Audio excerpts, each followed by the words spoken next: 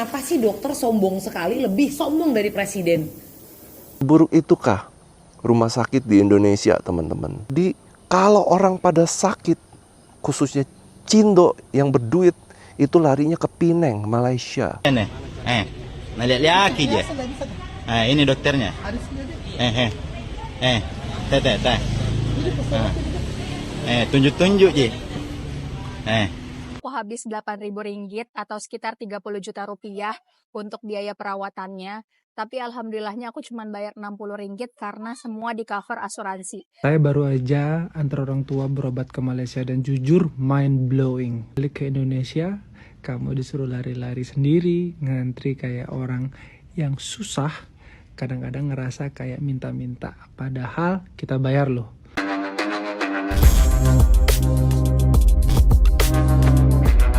Assalamualaikum warahmatullahi wabarakatuh, geng. Berjumpa lagi bersama saya Iki. Gimana kabar saudara-saudara, sahabat-sahabat saya? Semoga kabar kalian selalu baik-baik saja, dilindungi oleh Allah Subhanahu wa taala, dijauhkan dari segala bala musibah dan diberi umur panjang. Amin ya rabbal alamin. Oke, geng, seperti biasanya di video kali ini Ikinya akan ngereaction beberapa video yang telah di-tag maupun yang telah terjumpa di TikTok. Dan di video kali ini Ikinya akan ngereaction sebuah video seorang pemuda, seorang yang pernah datang Malaysia.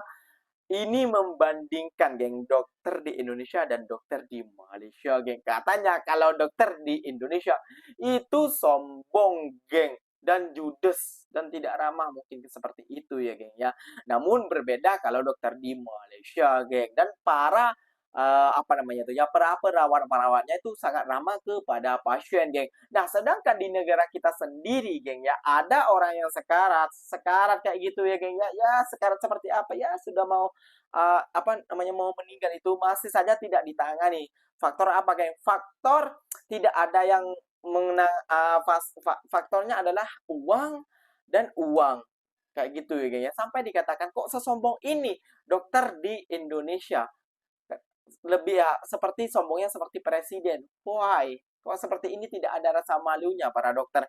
Ya, mungkin dokter itu juga takut ya, geng, ya, karena dia juga bergantung kepada rumah sakit, takut dipecat. Kalau dipecat dia mau jadi apa seorang dokter ini, geng? Dia kan bekerja kepada rumah sakit. Mungkin kita, geng, ya, kepada pemerintah kita, ya janganlah seperti ini, Pak. Tolonglah kayak kita yang sedang sekarat, tolonglah kepada dokternya, kayak gitu ya, geng, ya. Rumah sakit jangan mau ngambil untungnya saja, geng.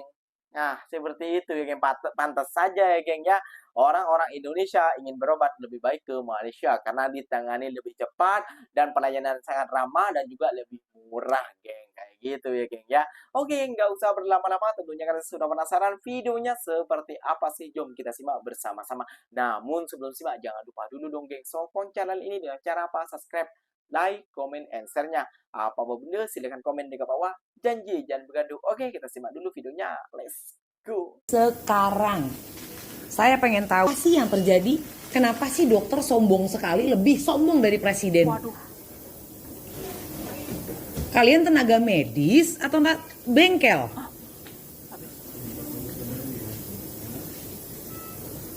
Mas Ahmad, saya minta nomor dokter Oki. Kalau tidak bisa memberikan, saya harus telepati sama dia. Ini pasien dia.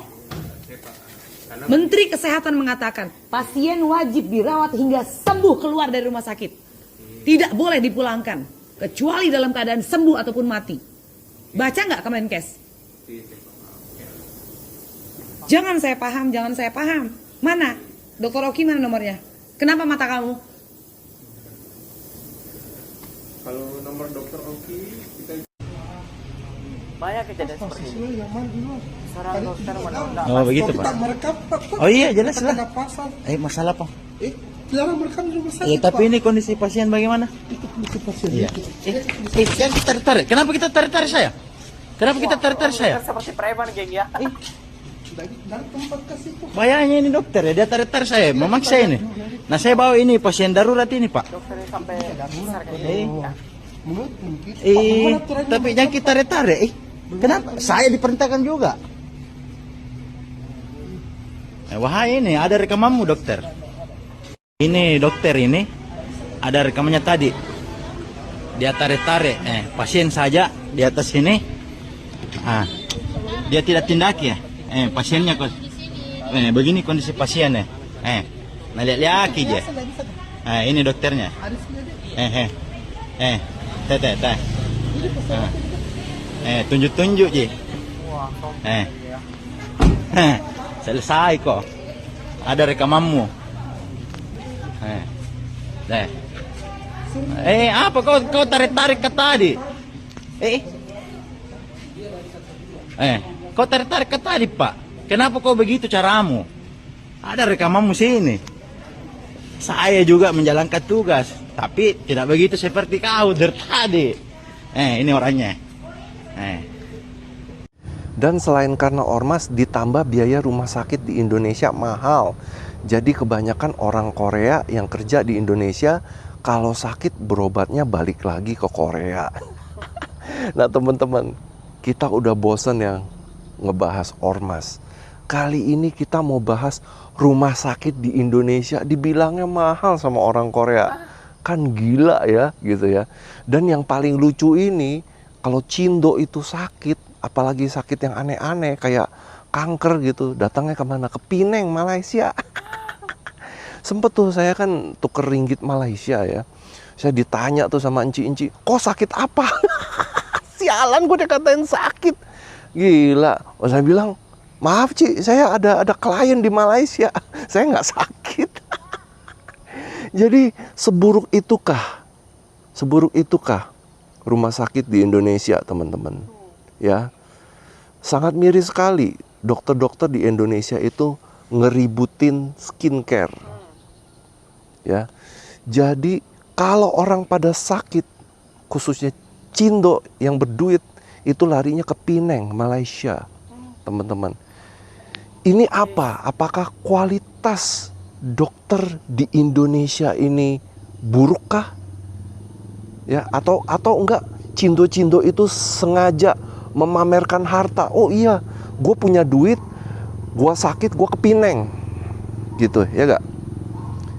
Miris banget teman-teman. Menurut saya justru ya, menurut saya itu ketololan. Banyak sekali enci-enci ngomong, berobat ke Pineng. Padahal apa? Ada salah satu klien saya itu, dia itu mau punya anak ya. Jadi mereka itu mau punya anak harus in vitro. Dan mereka itu ke Pineng, ke Singapura, ke Amerika. Tahu gak apa? Dokter yang di Malaysia ngomong, dokter terbaik untuk in vitro itu di Indonesia. Gila gak? Terus ada lagi nih konglomerat nggak bisa pipis, ya kan? Nggak bisa pipis, berobat ke Pineng. Sembuhnya di mana? Tebak teman-teman, sembuhnya di Indonesia. Ya kalau sudah berobat. Jadi sebegitu jeleknya kah dunia kesehatan di Indonesia? Tanya kenapa? Saya bingung ya teman-teman ya. Kemarin aku sempat hospitalize selama 4 hari di salah satu RS swasta di Kuala Lumpur dan aku mau cerita betapa pentingnya punya asuransi. Jadi selama 4 hari dirawat itu aku habis Rp8.000 atau sekitar 30 juta rupiah untuk biaya perawatannya. Tapi alhamdulillahnya aku cuma bayar Rp60 karena semua di cover asuransi. Coba bayangin aku study di sini, terus aku sakit dan aku nggak punya asuransi, aku harus bayar that amount, banyak banget kan. Yang bagusnya kalau mau study di Malaysia itu memang kita wajib punya asuransi. Jadi pada saat pembuatan visa kita akan otomatis beli insurans swasta yang sudah ditentukan oleh pihak IMGS atau pihak Education Malaysia, dan asuransinya itu akan diperpanjang setiap 1 tahun. Jadi benar-benar selama masa study itu kita protected. Dan selama aku sakit itu asuransinya juga bagus banget karena dia mengcover rawat jalan dan rawat inap. Jadi benar-benar aku ngerasain dimanapun kalian, apapun profesi kalian, asuransi itu benar-benar sepenting itu. Pernah ke rumah sakit tapi malah ngerasa kayak pengemis nggak? Padahal yang butuh duit itu siapa? Kita atau rumah sakitnya?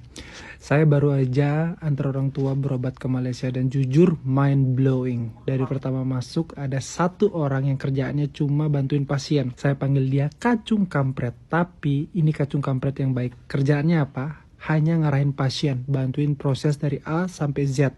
Kayak kamu punya personal assistant di rumah sakit. Pelayanannya juga sangat sultan. Suasana tenang, staf ramah, bersih banget, dan fasilitas modern. Kayak hotel bintang 5 tapi dengan harga kaki 5. Dan balik ke Indonesia, kamu disuruh lari-lari sendiri, ngantri kayak orang yang susah. Kadang-kadang ngerasa kayak minta-minta, padahal kita bayar loh. Bahkan ada yang sampai jual motor buat berobat. Serius deh, rumah sakit tuh seharusnya tempat orang sembuh, bukan tempat bikin stres duluan. Teman saya dapat. Thank you ya. Kaki Eko nanti di sana. Oke. Ya, Thank you. Eko-nya dibuat di sana. Selepas ini. Thank you. See you later. Sir. See you.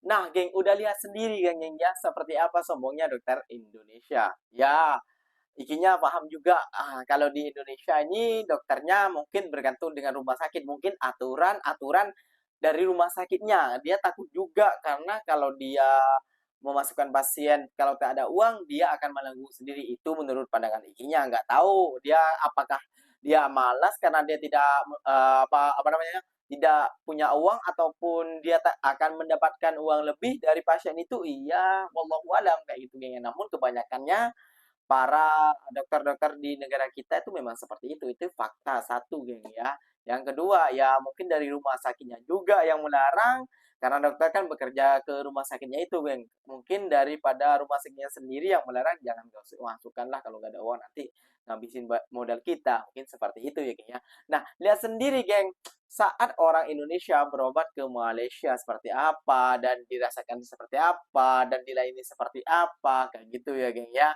Dan lihat sendiri juga ada seorang wanita Indonesia saat berobat di Malaysia mendapatkan asuransi. Nah, di Indonesia juga ada tuh asuransinya, geng, kayak gitu. Nah, yang dipegang dokter tadi itu BPJS kalau tak silap, geng. Namun ya masih diperlakukan seperti itu. Yaitu mereka seakan-akan ya BPJS, waduh, nggak dapat untung nih aku. Seperti itulah, geng ya. Padahal itu resminya daripada pemerintah. Ya, mungkin dari segi dokternya aja sih attitude ya, geng ya. Ya, itulah geng video kali ini. Semoga kalian suka. Kalau tidak suka boleh skip video ini. Kalau tidak bermanfaat boleh skip video ini. Yang bermanfaat, yang nonton sampai akhir, alhamdulillah. Semoga kalian dimurahkan rezekinya, dijauhkan dari segala bala musibah, dan diberi umur panjang. Amin ya rabbal alamin. Ikinya pamit undur diri dulu. Wassalamualaikum warahmatullahi wabarakatuh, geng. Berjumpa lagi tahun di next video. Bye bye.